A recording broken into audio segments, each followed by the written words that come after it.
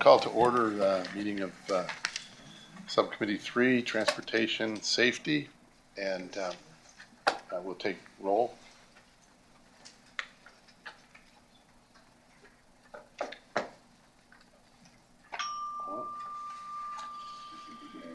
And looks like we have a quorum.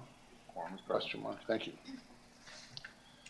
I believe the Delegate Austin has a bill that you're ready to present. We're ready to hear that.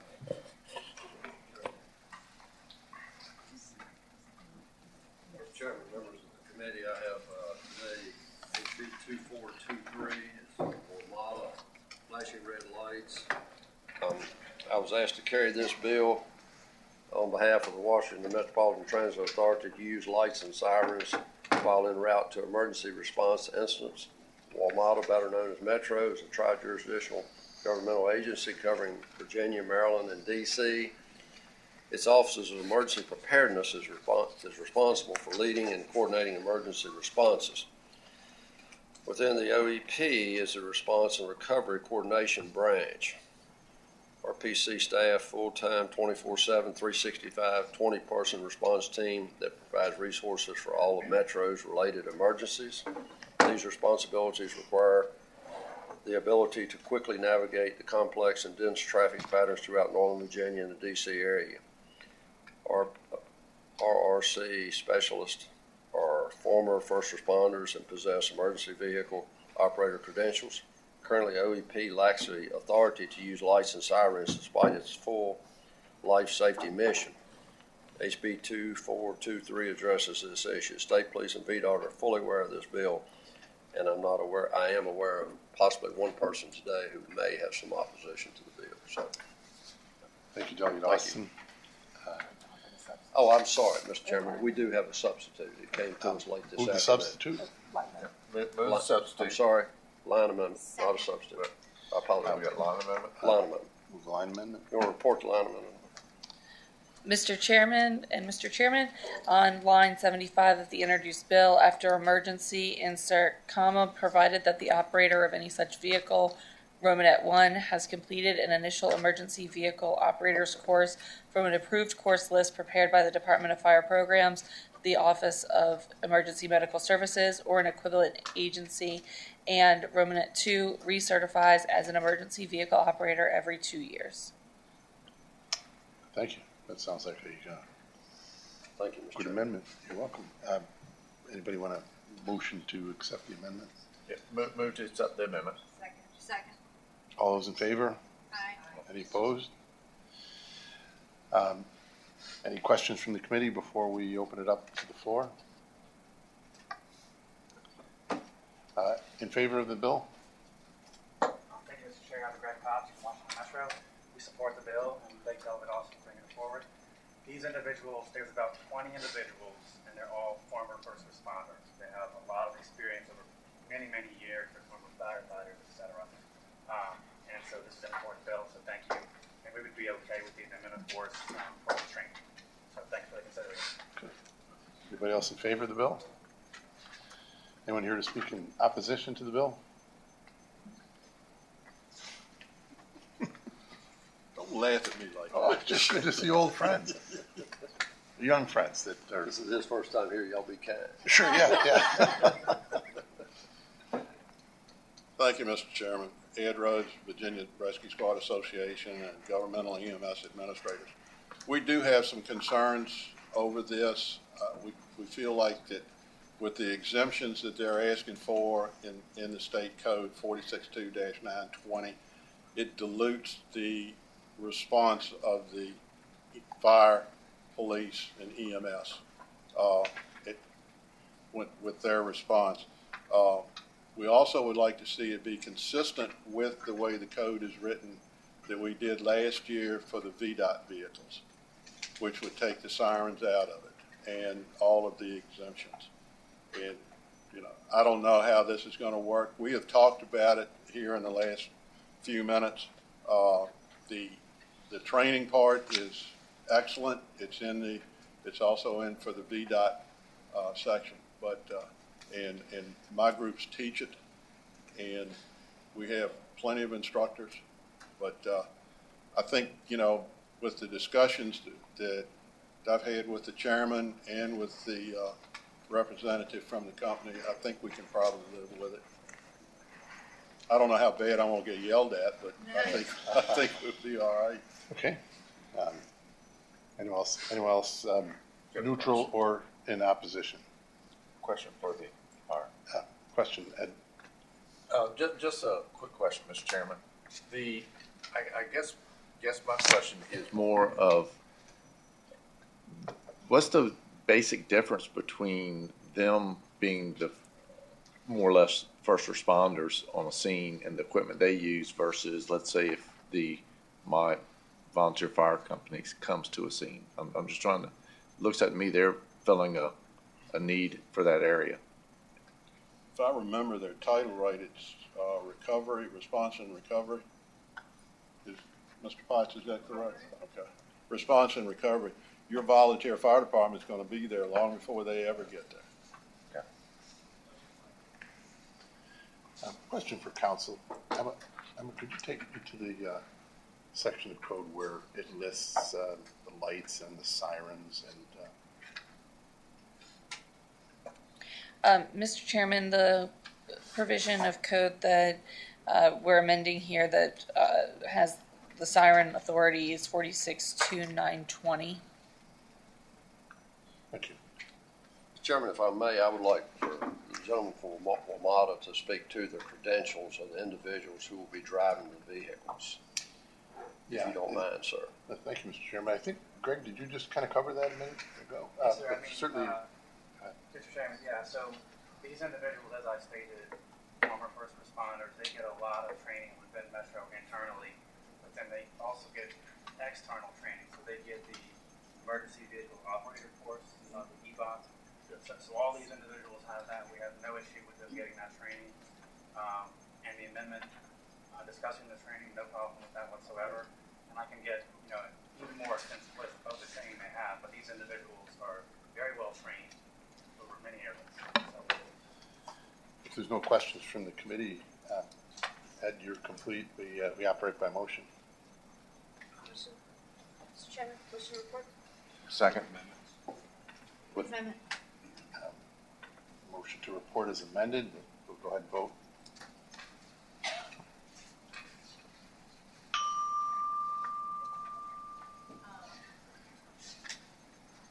Delegate Austin, your bill reports 5-0. Thank you. Oh, okay. We're going to hold for 6-0, Mr. Chairman. Thank you, Mr. Chairman. Thank you, Mr. Rhodes. Good to see you. Patrons in the room. Good. Do I see anybody other than McNamara? You get Carl with you. Delegate McNamara, whoever's been here longest, I guess. You can go ahead. That's fine. Okay, sorry. This is quick and simple. Quick. House Bill 2300. So a couple years back, it might have even been 3 years by now, we Delegate Watts gave us little Velcro pieces of paper to attach our cell phones, if you recall, in our cars. But we made it illegal to use your phones when you're driving, and I think that was very wise. I think texting probably was part of the, people start texting and all of a sudden it's worse than drunk driving as far as the outcome. So what this bill does is it really clarifies. So one of there were certain exceptions for emergency vehicles. There was exceptions for amateur or CB radios. So a CB radio, you pick it up, you press a button and talk. It's very different than what you can do with a phone, where you can watch movies and text and do everything else. What this bill does is, in some areas of our areas, police have been doing an excellent job of reminding people what our law is relative to holding cell phones, and it's impacted an industry that I don't believe we intended to impact. Specifically, it's a taxi cab business. So 20 years ago, taxi cabs had little amateur radio, CB type radios that you picked up, squeezed, and you were talking to a dispatcher. They don't have that anymore. Now they have apps on their cell phone that make their cell phone act like a dispatch unit. So that's what they're using. So when it's one button, one press, single press. So the dispatch calls, driver 42. He picks up his phone, presses one button. Driver 42, go ahead. Driver 42, you have a pickup at, fill in the blank. So it allows them to communicate without really, it's really breaking the law because it says you can't have your mobile device. And I don't believe, so what this bill does is it crafts a very narrow exemption, which will be very easy for the police to identify because it is commercial dispatch. So it's only going to be people in commercial vehicles where they can use their cell phones in effect like amateur personal communication or like an amateur band radio, which we have allowed as an exemption when we first passed this law. So that's the bill. Thank you, Delegate McNamara. Any questions from the committee? Yeah. Go ahead and use that request to speak. Delegate Watts? I like your explanation, and I was wondering if you'd be open to amendments to the language of the bill that reflects your explanation, i.e. particularly that the person is in a commercial vehicle. Because right now it says a person using a handheld device for commercial dispatch purposes. And I think, as you say, enforcement would be greatly enhanced if it's limited to a person driving the commercial vehicle. So really, I described what we were trying to accomplish and relied, and I think really by we really had to create what is dispatch, create the definitions. I relied on LIS, so to answer your direct, or DLS, to answer your direct question, I'm fine if we're just trying to accomplish an objective. That's all. Yeah, that's all we're trying to do. So, please don't take any offense to whatever you'd like to do. I would be more than supportive. As long as, make sure DLS doesn't think we're messed something up, right? Because I know you worked hard on it. Before we go to amending, maybe we could hear from the public and whatever concerns or support there is for the bill. Is there anybody here to speak in favor of the bill? Or in opposition? Mr. Chairman. Okay. Yes. Okay, so I have a couple questions of state police. I'm just trying to figure out commercial purposes and how hard is it going to be to tell? Because most of the Uber if that's what we're talking about, is in. No, it's not Uber. Because Uber doesn't work really on a centralized dispatch. Okay, so I'm trying to figure out who and I guess therein lies my issue with the bill. I'm trying to figure out who would fall under the commercial dispatch and how would state police tell the difference until they stop them to figure out who's what. And if you understand what I'm trying to get to. I'm gonna rely on staff, but really the intent is really very narrow, Right. very narrow. No, It's yes, tax. sir, Mr. So Chairman. I understand the intent. I don't really disagree with the intent. I'm just looking at the way it's written, and I'm just having a trouble in my mind trying to figure out how the way it's written, how state police is going to know. We have Major Massey in the room if you'd like to address your question to him. Yeah, yes, sir, Mr. Chairman. Mr. Chairman, Ron Maxey, Virginia State Police. Delegate Blocks, it's basically going to be, we're going to have to rely upon the operator of the vehicle to tell us what the purpose was. There's going to be no way for us to really verify that. It's stating here with this that commercial dispatch purposes in a motor vehicle. So it's not specific to a commercial motor vehicle, so it could be any type of vehicle as long as they're saying they're being dispatched to coordinate routes, destinations, or itineraries. They're going to be able to do that with this bill. Any other questions from the committee? Dr. Grant?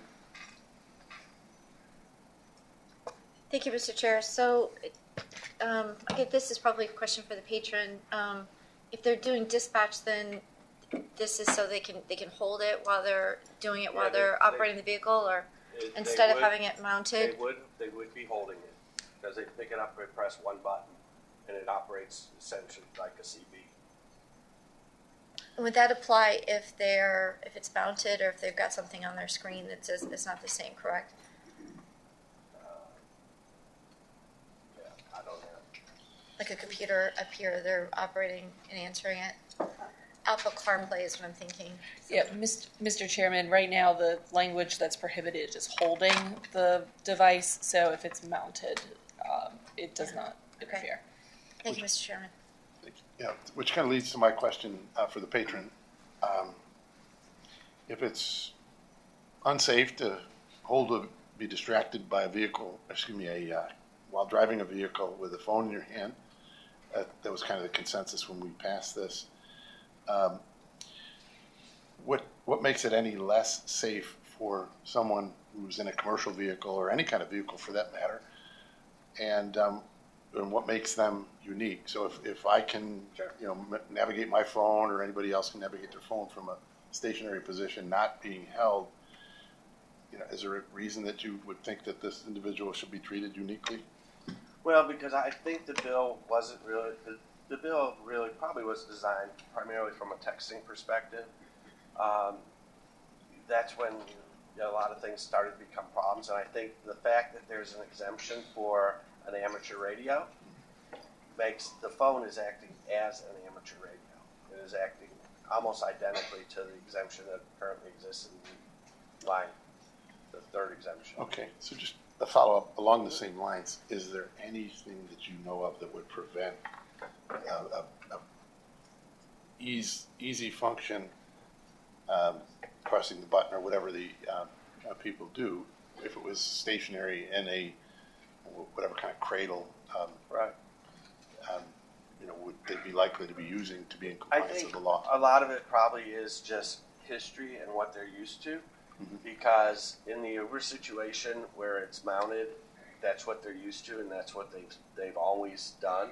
It'd be very difficult to carve out an exemption for somebody in an Uber world because you couldn't identify the car. The taxi cab business is used to the walkie-talkies, and they're all used to utilizing the same fashion with the privacy that it affords them between their dispatcher and the driver, which would go away. In a handheld, with the Velcro that we certainly could provide to them. Yeah, and I think not to dominate, but the comment I'll add just in reaction to that is that a CB, one can operate without ever having to glance at it. It's just a button, a talk. But when there's when you connect with the screen visually, you've taken your eyes off the road. So that I think is a significant. Yeah, but distinction. they're grabbing the phone, Yeah. and it's one touch. Yeah. And I'm on the phone. Yeah, thank you. I think So it's very similar to yes, thank you. But thank So you. we have Delegate Tata, Delegate Durant, Delegate Watts. So why don't we go in that order? Delegate Tata. Thank you. Are these devices, can they be used for texting, or is it only? It is a regular phone. So they could use it to text also. And follow up, Mr. Chairman. Yes. Are these an unmarked taxi cabs? No, they're marked. So you would know it's a taxi cab. Okay, thank you. And I understand that I don't know the taxi industry, but I have been told that that this is a common way that the taxis have all gone to, from the CD radios or the handheld radios. They're all going to, they call it One Touch, and it's an app that they use on the regular phones. Mr. Chairman. Go ahead. It would be a little concerning if they could also text, because then they could pick it up for that one, but then, and then start. Right. That's a little concerning, but that's it. Delegate Durant. I'll withdraw that request, Mr. Chairman. Delegate Watts. I was just going to offer, since indirectly I've been referred to, the history on hands-free goes way back before texting. And it's not just the diversion of your eyes to the instrument, but it is also that you're also holding it or reaching for it or whatever it may be. So I guess I'm going to say back to my Velcro, it might be, if the button is all that you need, a piece of Velcro on the dashboard, on the soft side on the instrument, is all you need to keep that in the same place, the one button communication that would then not have the added problem of having not both hands on the wheel or available to be on the wheel. Mr. Chairman, might I ask a question of the bill? Yeah, and you're certainly welcome to reply to the question or the comment. Would you be providing the Velcro by chance? Oh, absolutely. It's really very inexpensive, which was my point. All right, enough of the levity. Any other questions from the committee? Have a motion, Mr. Chairman. I guess testimony, anybody in the room for, against? Anybody online? Okay, I'll keep asking you, but we operate by emotion. Move to gently lay the bill on the table. Second. Like McNamara, I'd like to like your bill, but I think I'm going to have to. Let's go ahead and vote. Thank you, Chair and Committee.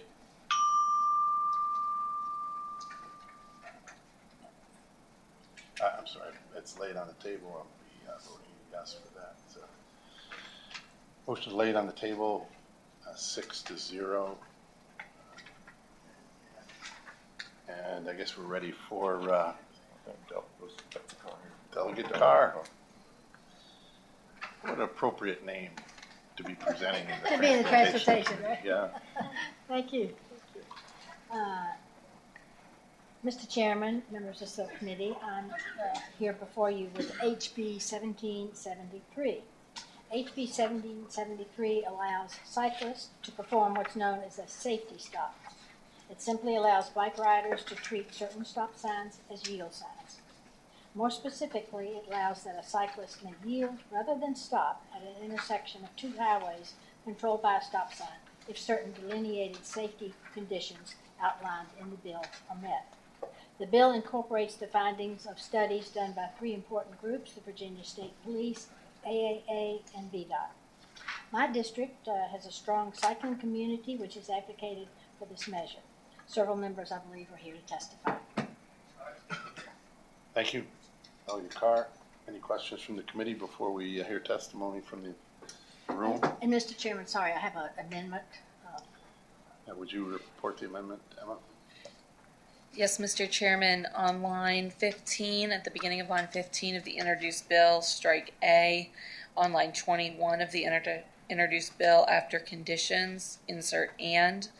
On line 24 of the introduced bill, after direction, strike the remainder of line 24, all of lines 25 through 32, and through sign on line 33. So essentially strike everything after direction on 24 except for the period. Would council feel comfortable explaining the effect that has on this bill so I don't have to try to do that myself? Mr. Chairman, essentially it removes all language referring to the full stop signs. Signage, physical signage. Mr. Chairman, and I will let the patron as well comment, but essentially it removes the requirement that VDOT place full stop signs on locations where it's unsafe to do these.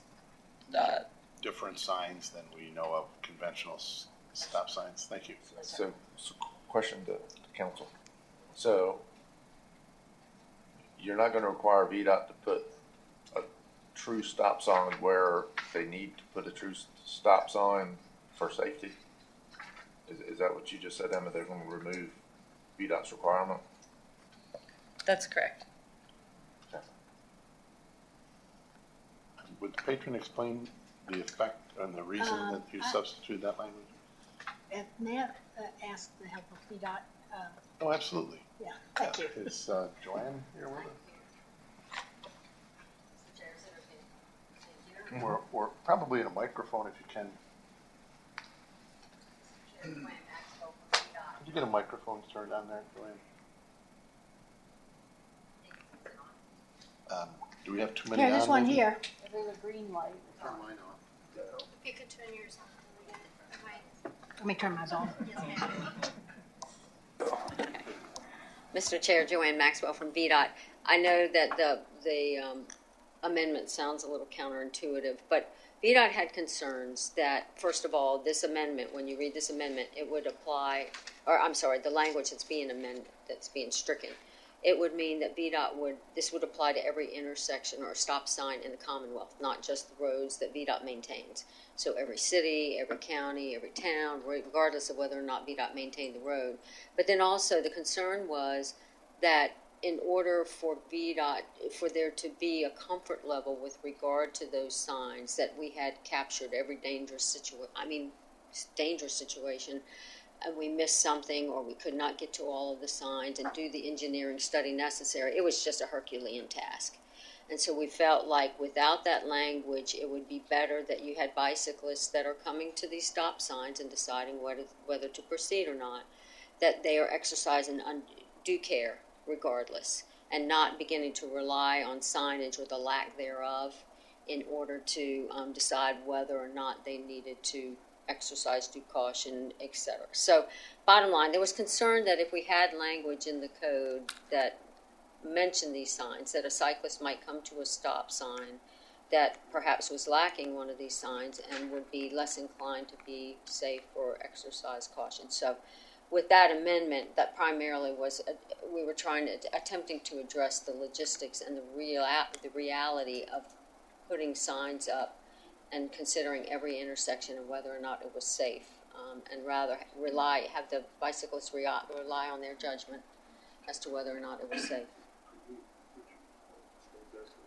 Mr. Chair, sure.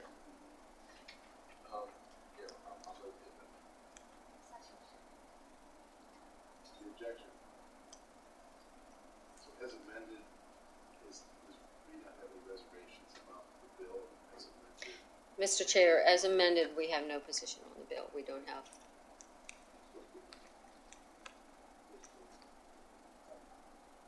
Voice vote on the amendment. All those in favor? Aye. All those opposed?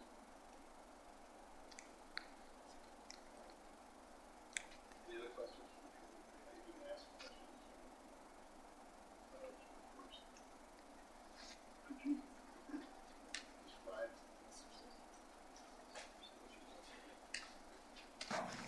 Thank you. Delegate Carr, could you describe a situation, maybe before and after, or with or without this bill, bicyclists approaching a four-way intersection? So my understanding is that now, if you approach a four-way stop sign, four-way intersection, there's a stop sign, you stop and wait. With this, you could come to the thing, look around, and it's safe, follows these conditions, then you can continue on. So did you come to a stop at that four-way intersection? If you're the bicyclist? Or is it a rolling stop? For me, I'd come to a stop, but I don't know. You probably have to talk to a cyclist more than me. Okay. Yeah. May I have someone come up who's... More than welcome to, yeah. Okay. Speaking in favor of the bill? I will be, and I'm happy to answer a technical question if you'd like to.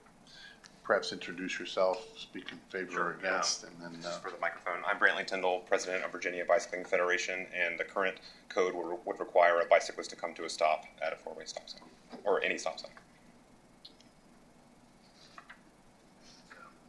As amended, I'll use the amendment as my excuse for having to ask such a basic question. As amended, would the bicyclist have to come to a full stop? And wait there? A full stop doesn't have to include a wait. It's theoretically your momentum ceases and then you proceed. So I pose that question to you. Yes, Mr. Chairman. As the bill would allow bicyclists or people riding other devices to treat the stop sign as a yield sign, so a full stop would not be required. That's kind of what I thought I'd get out of this, but I wanted to be absolutely certain. Thank you. A rolling stop, so to speak. I've made a few of those in my day. Yes. Any other questions from the committee before we ask for testimony? Anyone else in the room want to speak in favor of the bill? Wyatt Gordon, Virginia Conservation Network. In favor? Yes. Thank you. And did you complete? I do have some extra comments, yes. Yeah, now would be a good time. Thanks very much. So this is a bill that was first heard in 2021. Pardon? It is on, yeah. Good. Okay. This bill was first heard in 2021. It was a more expansive version, so this is a compromise bill, as the delegate mentioned, in terms of it now restricts this yielding behavior to roads that have 3 or fewer lanes, and it would only be applicable to bicyclists who are 15 or older, or unless accompanied by an adult.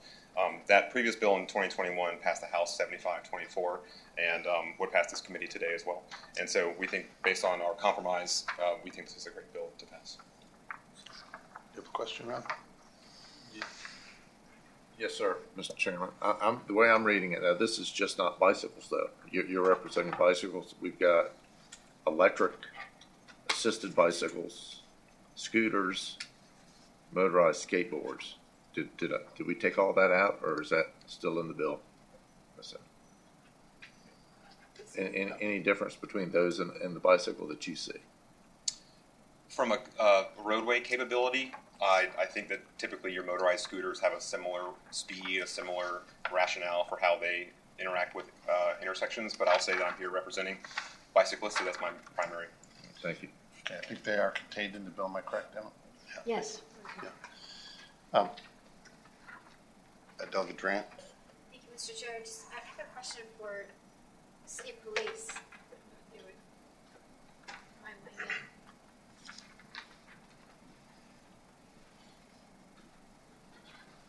Mr. Chairman, Ron Maxey, State Police. Thank you. Do you have any concerns at all with pedestrian? It's my understanding that pedestrian casualties. Your mic, Delegate Durant, if you could. Apologies. My apologies. Thank you, Mr. Chair. Do you have any reservations?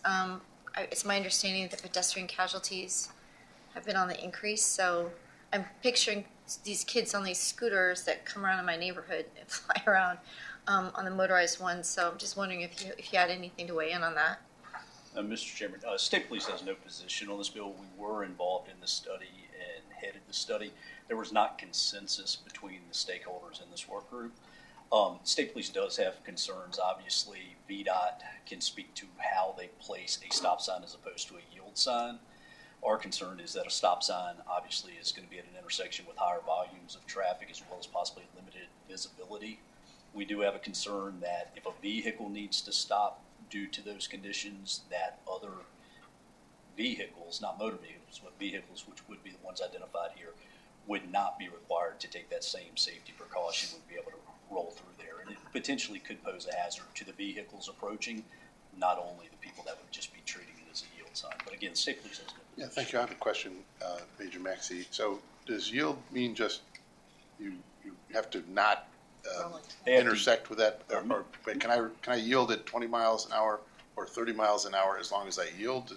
Is there a speed limit attached to that? Mr. Chairman, as long as they yield the right-of-way to the traffic that has the right-of-way in that intersection, there's no speed. Yeah, okay, thank you. Mandated. Well, question for the patron. I'll describe a situation, and if I'm misinterpreting this, let me know. But so if I approach a four-way intersection, I look at the crosswalk and I see there's no pedestrians, and decide, okay, it's good to proceed through. And then I cross a bike lane, and a bike is perhaps, depending on the speed, maybe, I don't know what the maximum speed of a bike, but if a bike is going, let's say 15 miles an hour, that's going to put them in my path pretty quickly. Let's just say I'm taking a right turn across the pedestrian path. If I've determined that lane, that is a clear path, and the bike doesn't realize that I'm turning, we're going to intersect potentially, aren't we? So I'd be moving into the path of a bike that has come to a rolling stop, we'll call it, but maybe moving a lot faster than what I anticipated. So would that not put me in a position where I have to then look even farther back and to try to identify whether or not a bicycle is coming to cross that path? Mr. Chairman, it would be my understanding that would be the yielding cyclist responsibility to look and make sure everything is clear before they go. I mean, they're not going to pull out and then have a bike come at them real fast. So inasmuch as that is a sort of a legal question, would Major Maxey be able to help me? Who has the right of way if the bicycle is supposed to yield and I'm turning it out of my lane of traffic? I'm happy to defer, but this doesn't change right-of-way rules, so the approaching bicyclists would still have to yield to any approaching traffic as the bill's written. Okay, I'm getting a thumbs up from Major Maxey on what you just said. Would you repeat that, please? This bill does not change the right-of-way rules, so, and as written, the bill would require bicyclists to yield to approaching traffic and traffic in the intersection. And that includes yielding to the vehicle who maybe should have a directional on as crossing the crosswalk, taking a right-hand turn. Right, Mr. Chairman, they're still deemed to be a vehicle, so they would still have to adhere to the rules of the road as far as who has to yield to it. The bicycle would be deemed to be a vehicle, and the right-of-way would be to the car, leaving its lane of traffic and crossing the crosswalks? If that vehicle, if I'm understanding correctly, and I'm sorry, I couldn't hear you as well from back there. If that vehicle has the right-of-way, then yes, this bicycle would have to yield the right-of-way the same as a car would have to yield. Well, what I'm asking you is who has the right-of-way? You're starting it with the statement that the vehicle has the right-of-way. Okay, maybe, and again, I apologize, I couldn't hear you over there, so I'm not even sure how this scenario plays out. It's a pretty straightforward question. So the car turning, taking a right-hand turn across the crosswalk, has the right-of-way over the bicycle that is maybe moving along a bike lane to the right, between the vehicle path and the, so here in Richmond, we have bike lanes separating the sidewalk and the Mr. Chairman, if I understand correctly, so they will both be proceeding the same direction. Yep. The car is going to turn right. Correct. So the bicycle would be in a bicycle lane. They're deemed to be a vehicle. So if they're proceeding straight, then the car would have to yield to that bicycle that's proceeding straight because the car is leaving its lane. Thanks for clarifying that. So with that said, that's a concern of mine because the speed of the bicycle would be harder to anticipate for the driver of the vehicle. Look to the right, probably focusing on pedestrians as they should be. It kind of extends that responsibility to clear the bike lane and visually by checking it before executing the turn. So thanks for the comment. If you care to address that, but that started out as a question and with all the testimony, I guess turned into a comment. I completely understand all that, but I think what you're saying is that if a bike is coming through, the car has to yield to them if they're turning? What I understood Major Maxey to say is the bike has the right of way. So if I'm turning, so I'm envisioning it. Is this any time or with this law, with this bill? Your bill proposes to allow a bike to slow down and yield. Okay. And I'm saying that would present a situation that makes it more difficult for the driver of a vehicle who might be turning right across a bike lane. Because the person is yielding rather than stopping. Right. Okay. Right, instead of stopping. So, yeah, that's clear, but we'll just leave it at that. Thank you. Any other questions from the committee? If I may, I wasn't quite finished. I had a question, but I didn't really get to finish what I was saying. Just a couple of things about the Okay, let's move along, please. Yeah. So this is legal in 9 states in the District of Columbia and is going back as far as 40 years. And in Delaware, in a 5-year study, they found a 23% decrease in crashes with bicyclists at stop signs over a 5-year study. Bicyclists tend to be pretty good judges about when an intersection is clear or not, and that's part of what the rationale for why we brought this bill 2 years ago. So it works from a safety perspective, and we don't want to get hit as bicyclists. So I just want to, that's my last one. Thank you very much. Yeah. Delegate Duran? Just a question so that study and that data that you're citing, that's for bicyclists only, not the other motorized? That is for bicyclists only, and it was carried out by Delaware State Police. Thank you. We operate by motion. Move to report. Second. Substitute motion. We have a substitute motion from Delegate Bloxham. Move the bill on the table. Lay the bill gently, did you say? Please. On the table? Yes. Second. Is there a second? Seconded. Let's go ahead and vote on that.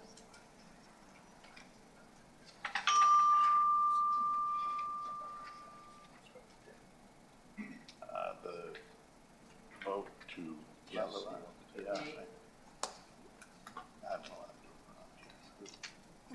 There we go. Those 4-2 to lay the bill on the table. Thank you, Delegate Carr. Thank you. Thank you. And Delegate Sullivan, I think you're up next. We're doing from here? Comfortable? Whatever's comfortable with you. Yeah. So, thank you, Mr. Chairman. Mr. Chairman, members of the subcommittee. like Delegate Carr's 1773, which you were just looking at. Can I interrupt you just one second, Delegate? Yes, sir, of course Sorry you can. You're the chair. Interrupt your presentation. I should have cleared, Delegate Wilt has asked to have his bill stricken, and just in case anybody in the room is waiting to testify on that bill, I'd hate to keep you waiting and announce that last, so. Move to strike the bill. Is there a second? Move to strike the bill. It's been seconded. Let's voice vote. That's a recorded vote. Thank you.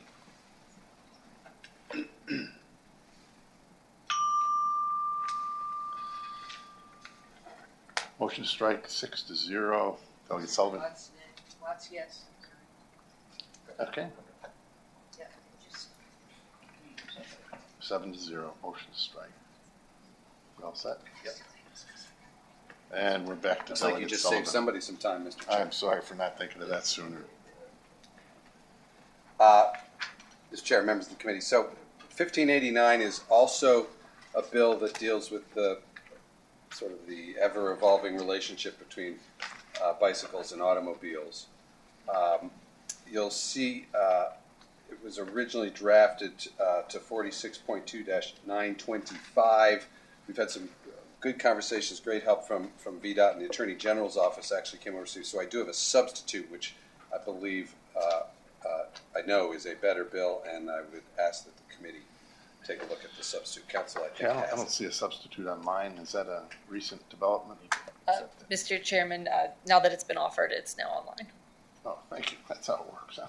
Move the substitute. You want to report this, or inform us what it's about before we act on it? I don't know, would you? Sure. Mr. Chairman, the substitute is now posted online. The substitute clarifies some provisions of how this exception interacts with some other sections, as the patron noted. So this would provide that somebody riding a bicycle, personal assisted mobility device, power-assisted bicycle, motorized skateboard, or scooter could follow the pedestrian control signals indicating walk straight through an intersection corresponding to their direction of travel, as long as they yield to pedestrians. So it's drawn to a whole different code section. It's now drawn to 46.2-800, which candidly I don't remember whether it was VDOT or the AG's office suggested, but whoever it was a good suggestion. This has to do, the code, of course, was originally drafted. This section of code originally drafted mostly for automobiles. Done a lot of progress in Virginia on bicycling. So I see this as sort of the ever evolving inclusion of bicycling into our roadway laws. I learned a new term when I got involved in this bill, and the term is a leading pedestrian interval walk sign. Which you've probably all now experienced, which is you're sitting in an intersection and the walk sign for the pedestrians lights walk, yet the light is still red. Mm-hmm. Pedestrians therefore get a head start. The notion is that it's safer for pedestrians. You're less likely to have cars turning right into pedestrians because the pedestrians have gotten off safely, and I could cite you some statistics from the Federal Highway Administration finding that they have a big safety benefit. So the question became, what this bill is directed at is, what should bikes do when the walk signal says walk, but the traffic control system light is still red? And I think you'll hear some testimony that, as it is with pedestrians, the notion is that allowing cyclists to move when the walk sign says walk and get started is similarly safer for them. The problem and why I'm here before you is cyclists are obligated to follow the rules of the road for cars, right? So they've got a red stop sign, they're not allowed to move. Pedestrians are allowed to move. If a bicyclist is in the sidewalk or on a bike trail, they would be allowed to move. So we're talking about cyclists that might be either in the lane of traffic or in a bike lane. So what this bill now does is essentially say that when the walk sign changes to walk, a cyclist is allowed to go straight through the intersection corresponding to their direction of travel, providing that they've got to yield to any pedestrians that might be in the lane of travel. You know, walking, so cyclists couldn't turn right, for instance. So the notion is that would get cyclists out of the way of any cars that wanted to turn right as well. I've had some good conversations with Ms. Maxwell, who's here somewhere. Where'd she go? There she is. Before we call her, I think I'll see if there's any at your completion. She has raised an issue which I'm prepared to address, but if you want to, which would involve my offering another line amendment. But if you want to hear from all the testimony first, Okay, have we acted on the substitute? No. Move the substitute. And that's a voice vote on the motion to accept the substitute. All those in favor? Aye. Opposed? Motion's been. Would you like to hear my line amendment, or do you want to hear? Yes. Okay. So, I don't want to speak for Ms. Maxwell, but VDOT has raised the issue of whether indeed, imagine yourself at the intersection. There is a car waiting at the intersection, facing a red light. Walk sign starts. There are actually no pedestrians. And either a bike starts, or another possibility is a bike actually is approaching the intersection, is not stopped next to the car, approaching the intersection, sees the walk, and is able to go. Car doesn't see someone coming from behind them, turns into it. So there's the concern I think that VDOT has raised. I still can't find her. There she is. Is that could be a problem. My suggestion to the committee, and again I'm not speaking for Ms. Maxwell. I have no idea whether how she'll feel about this, would be to add an additional proviso at the end of line 20. You see, we provide that such person has to yield to pedestrians, and then put a comma there and add, and provided further that there is a no right turn on red restriction in the direction of travel. So in other words, the car that's there would not be able to turn right until it gets a green. So you would remove the possibility of a bike crossing the intersection and under a walk sign, and a car turning into him or her. Does that make sense, sir? Yeah, I think you're addressing concerns that have not yet been voiced. Well, that's why I was wondering whether you'd want to do that amending first, a but that's my substitute suggestion. that I just saw about a minute ago for the first time. But Fair enough. you're a busy man. Yeah. Any questions from the committee? Mr. Chairman, I guess I do have a couple questions. I'm just trying to figure out, would the bicycle be able to ride through while the pedestrians are walking, or would he have to walk the bike across? A cyclist on the sidewalk, right, always has to yield to a pedestrian. But if someone, but the answer to your question is they would be able to ride. They would not have to walk across. Okay. Any other questions? Joanne, you could shed some light on this, please?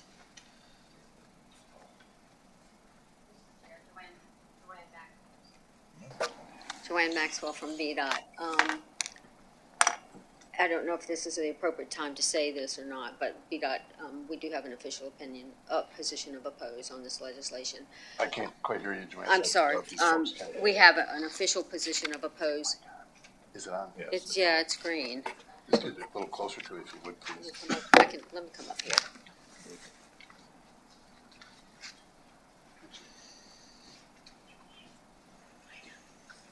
Mr. Chair, Joanne Maxwell from VDOT. VDOT has an official position of oppose on this bill. I understand what Delegate Sullivan is attempting to do, and I don't know if that would necessarily change the position. I just can't opine on that right now. But let me explain some of the issues that we have. Basically, we have right now the road system is designed with the understanding generally, or with the expectation generally, that bicycles, when they are on vehicular lanes, that they are obeying the vehicular traffic rules. And that this bill would now change the rules that applied. It would create different rules between the bicycles and the vehicles in the same lane. The concerns we have is that the road system, again, is designed for bicycles to be conducting or operating as if they're automobiles. We don't know all of the potential impacts that could arise. We feel like we would need to do an extensive review of various signals and situations, pedestrian signals across the Commonwealth and intersections. But a couple of things we have pointed out to the patron, Delegate Sullivan. One is what he has just mentioned, is the potential effect on right turns on red. That arises when you have a situation where, as he mentioned, there's a leading pedestrian indicator or interval, and what the bill's contemplating is if I am in the lane with a red light, vehicle or bicycle today, there are crosswalks, and the crosswalk indicator would tell the pedestrians it's safe to cross. With the LPI, the leading pedestrian indicator, that actually allows the pedestrians to cross parallel to a little bit earlier than the signal turns. So is that the timer that counts down from? Yeah. Sort of, yes. But in this case, most of the time when you see signals, if I'm in the traffic lane and I have a green light, if there's a pedestrian signal, most of the time you'll see that there's also a walk sign for the pedestrian that's running parallel. In this situation, when we have leading pedestrian indicators or signals or intervals, the traffic here will have a red light. The pedestrian is actually given some additional time to cross. Mm-hmm. So their walk signal starts sooner than my light turns green. Okay. So in today's world, when you have the right as a vehicle to turn right on red, the concern we have is when there's a leading pedestrian indicator, the red will still be showing, but I as a vehicle have the opportunity to check my surroundings. If there's no pedestrian, I am allowed to turn right. Okay. In a lot of situations. The concern is if I have a bicyclist, perhaps that's back in the queue, and they see the walk over here, my signal's still red, and they are, per this law, would be allowed to proceed. Now, again, the amendment is attempting to address that. But bottom line, the way the bill was drafted, I could go through, as a bicyclist, I could go through the red light. If I'm an individual or a car that's trying to turn red, I'm normally paying attention to what's in front of me, making sure there are no pedestrians. I'm not necessarily used to looking back behind me to see if there might be bicycles approaching. So that was one of the examples of why we have, where the system's different. The other is there are crosswalks, intersections today that have what we call four-way stops. Every vehicular lane or travel direction gets a red light. All of the pedestrian signals have a walk signal. And so you will have a situation where everyone is stopped 4 ways. The pedestrians all get to walk. If I'm a bicyclist and I'm allowed to go through the red light, I have the potential of running or interfering or a conflict with a pedestrian crossing. Okay. Same thing with another bicyclist. They could be coming in any direction. So the point is we have intersections that we don't know what the impact would be. Yeah. So for those reasons, we oppose. Yeah, I appreciate that. You're explaining your opposition.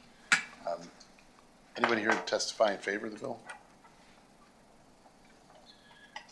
And I'm kind of getting the roll signal from people that might have other commitments, so 30 seconds. I'll be very quick, yes. Yeah. Burlington, Virginia Bicycling Federation.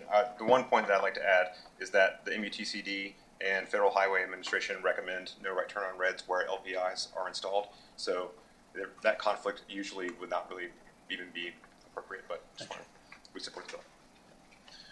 Sarah Taylor with the City of Alexandria, and we have LPIs at numerous intersections, and we have signed them the way that that Bradley mentioned, and on ones that where no right turn on red is not feasible, we actually have yield to pedestrians and bikeless signage. So I think one of the things here is I think we need to stop thinking about cyclists and everyone is being not thoughtful about how they use the roads, and so looking for opportunities to have our cyclists be in the safest possible position, which is continuing to move and getting them out of the way of the cars, is really what we're hoping for here. So and we you're in appreciate favor or opposed?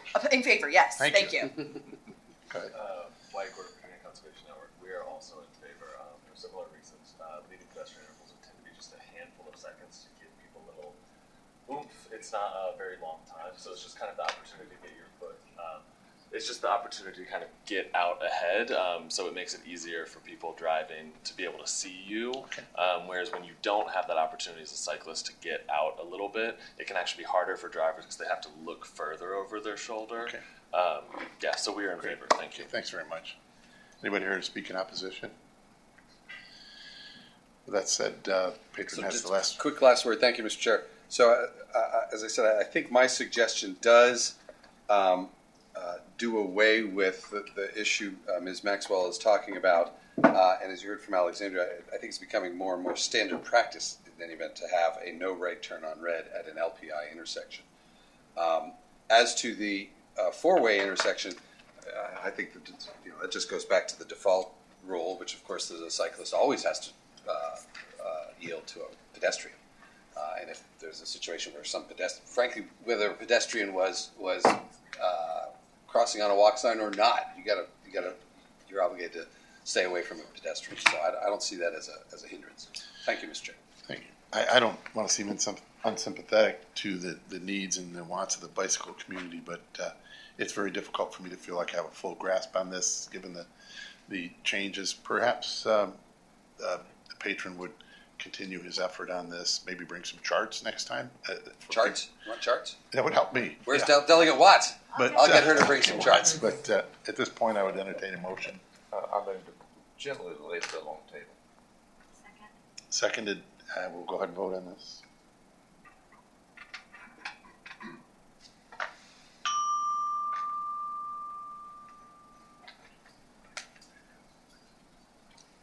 I don't see if I have the right touch here. Robert, what am I doing? We're not allowed to do that. There we go. Delegate Sullivan, the bill fails on a vote of 4. Excuse me, the motion to lay on the table prevails on a vote of 4-3. Thank you, Mr. Chair. I'll bring some charts. I appreciate that. I'm sincere there, really. Yeah. And any other patrons in the room for this? Delegate Watts.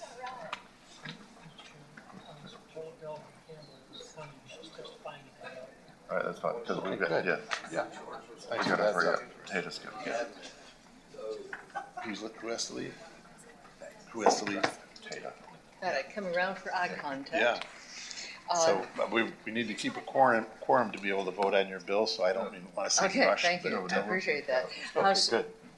Excuse me. House Bill 1559, I have a substitute, and I know I have several copies, so that might allow you to at least look at it while you're waiting for it to be posted once it's moved. There's 3 copies here. Okay. 3 isn't quite enough to circulate here, but is it, do you want to move this, and then we can do it online, I guess. Voice vote on that? Now I understand it'll be online. The substitute before you has two. All those in favor of the substitute, has that been seconded? Yes. All those in favor? Aye. Opposed? Okay, thank you. The substitute before you doesn't change the intent of the bill. It just clarifies, because I had input from several different categories of users to make sure that they weren't included by it. So therefore, the substitute before you keeps the language that was adopted last year after the conference on muffler noises. And so that allows then clear enforcement on the highways. On localities under their local ordinance. But when we adopted that, limiting it just to the highways, there were jurisdictions in Planning District 8 that had been able to enforce off-road, such as on utility right-of-ways, etc., which now were left out of this. So that was my intent in this bill. But before I describe that intent for a moment, I do want to say that keeping the language exactly as it was passed last year was to make sure that any concerns that I heard from motorcyclists, I'm not quite sure what their concerns was, but this assures them that I'm not changing anything, and they have the same situation that they always had as far as the highway is concerned. But the language that follows, that the ordinance can include the regulation of vehicles operated on public or private property within 500 feet of any residential district. I'm going to go on saying, including the premises of church, school, recreational facility, business or government property open to the public, an establishment providing parking spaces for customers, patrons, or employees, any highway that is under construction or not yet open for public use. That language is exactly what is in the code for moving violations. Law enforcement officers can come on to any of these so described properties and enforce moving violations. So that's why I took that. That's why the bill takes that same language and says that you can enforce those two code sections having to do with the exhaust system of a vehicle on such properties. And it speaks directly to the problem that I am trying to address. While some are irritated by noisy mufflers during the day on Main Street or wherever, the serious problem happens, and I didn't bring my pictures of the wheelies, where you have meetups and you have multiple vehicles that are out noising each other at 2 in the morning. Okay. And so that's why 500 within a residential district. We're not taking it broadly. There will be in many commercial areas that are not anywhere close to 500 feet from a residential district. But again, this is a local noise ordinance. And then finally, the language in the last sentence, nothing in this subsection be construed to authorize a governing body of any county, city, or town to prohibit or regulate exhaust system. Again, I'm making very sure that we're only talking about exhaust system noise from vehicles engaged in, and now almost belt and suspenders, engaged in agricultural operations, as broadly defined to include logging, silviculture, etc., any industrial, commercial activities or operation on private property authorized by the owner of that property. And again, all we are talking about is just the noise from the exhaust system under the whole bill. Thank you. Thank you. So I'm going to start off with a question. I might like to put you on the spot, but under current law, is there anything that prevents a county, city, or town from forming a noise ordinance that would deal with noise in a blanket fashion and basically maybe set a decibel level that was permissive, with noise beyond that being prohibited or enforced, subject to enforcement? Mr. Chairman, localities do have the authority to have noise violations. These sections would be specific to loud noise from exhausts. But in terms of noise in general, yes, localities do have that authority. So which brings me to a question for the patron. Why would we create a law that deals with the source of noise when it's already permissible to enforce an ordinance that sets an acceptable and unacceptable level of noise? Because the offense is specific to the vehicle. Okay. And so the meetup may produce a level of noise. The offense for which law enforcement would be authorized or under the noise ordinance you could enforce is specific to the vehicle under just those two code sections. Okay, and this is private property that clearly that you're... Again, this is the parking lot of the mall, the warehouse parking lot, the church parking lots, where it is very typical that this is in fact happening. Okay, thank you. Any questions from the committee? Come on, you guys, everybody awake? Anybody in the room want to speak in favor of the bill?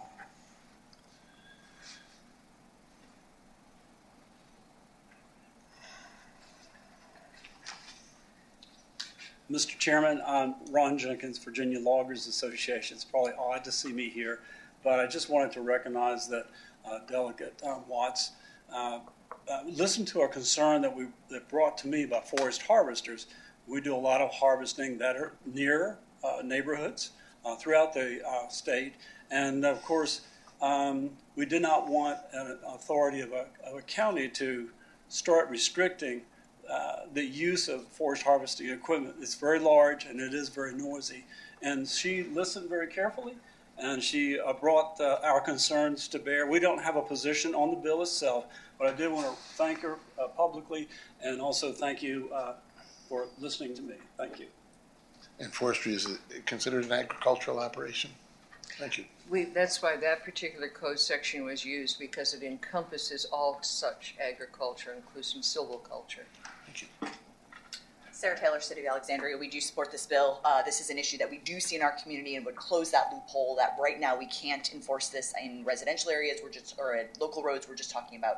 Previously, it was just highways, so we appreciate the delegate closing that loophole for us. So, thank you. So, a question for you. Yes. Why can't you enforce a noise ordinance? We can. And I think, as the delegate mentioned, the idea of part of this is also about how you communicate it to the folks that you're trying to enforce it against. And so the idea that there is noise, and then there are specific sources of noise. And so the idea of being able to enforce this specifically, I think, is partly about how we communicate it to the community, and partly about sort of this specific source of the noise. Thank you. Thank you. Mr. Chairman, Noel Dominguez with Fairfax County, and we also support the bill. I think we'd just echo the comments of Ms. Taylor from Alexandria that there's been a prevalence of these situations over the past several years. It's made some of the neighborhoods around Fairfax County extremely, it's caused severe quality of life issues around the county, and I think also across the Commonwealth. So we do thank the patron for input. Please. Thank you. Thank you. And Mr. Chairman, I would also respond to the question that you had for the City of Alexandria. It's been my experience in just living in Fairfax County, that if the party's too loud, it's the owner of the property. Whereas this is directly looking at those publicly accessible areas where these meetups occur. Okay, thank you. Anyone here to speak in opposition to the bill? And George, I think we're still at no one's in queue for any of these. Am I right? No. Thank you. Just checking. There's a question from Delegate Durant. Thank you, Mr. Chair. I have a question for council. Has this amendment coming in, is this noise ordinance, has there ever been any protections, or it's just residents have never had any assurances historically in code that would shield them from these kind of just noise disturbances? Mr. Chairman, so right now we have the two code sections that are referenced in this bill that prohibit loud muffler noise. In terms of the local option, they do have this authority on highways right now. I would have to look at the code a little more closely to be able to tell you if there's something similar in terms of private property, but as Delegate Watts mentioned when she presented, there is similar language in terms of enforcing reckless driving on private property. Thank you, Mr. Chair. No other questions. We move by motion. Move to report. Second. Moved, report and seconded. Let's go ahead and Substitute motion. do the substitute motion from Delegate Blocks Move to lay the bill on the table. to lay the bill gently on the table. Is that bill seconded? Seconded by Delegate Durant. Let's go ahead and vote on that. Watts votes nay. Delegate Watts votes no.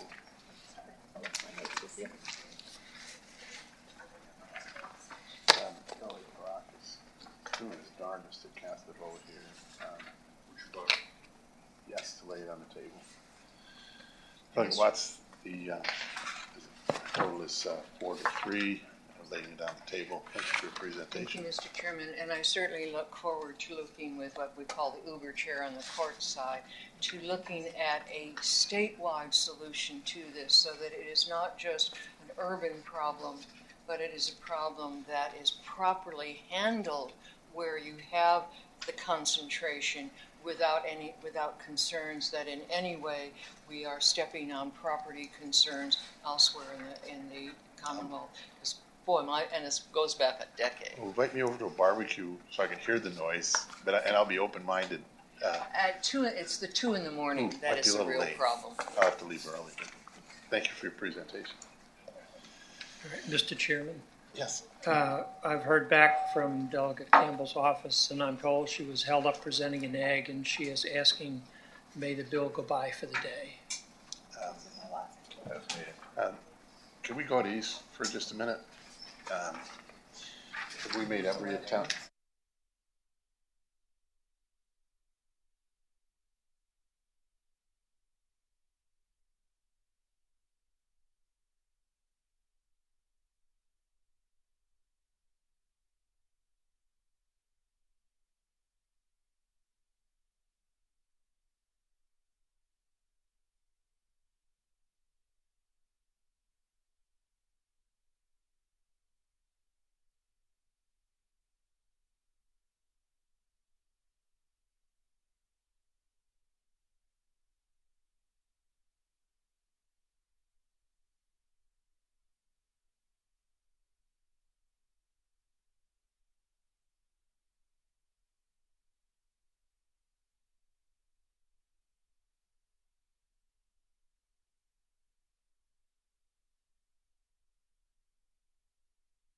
We're just not going to act on it. Okay. No action means no mistakes, I guess. And Emma, nothing will go.